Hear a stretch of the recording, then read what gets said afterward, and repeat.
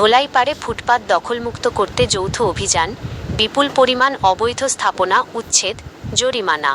নিজস্ব প্রতিবেদক, ঢাকা।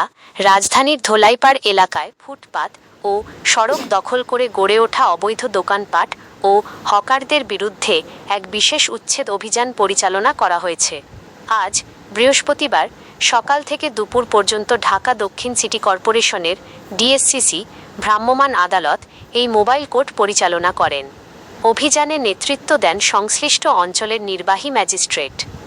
অভিযান চলাকালীন আইন শৃঙ্খলা পরিস্থিতি স্বাভাবিক রাখতে এবং যে কোনো ধরনের অপ্রীতিকর ঘটনা এড়াতে ঢাকা মেট্রোপলিটন পুলিশ, ডিএমপি এবং সিটি কর্পোরেশনের বিপুল সংখ্যক পুলিশ সদস্য ও পরিচ্ছন্নতা কর্মী উপস্থিত ছিলেন।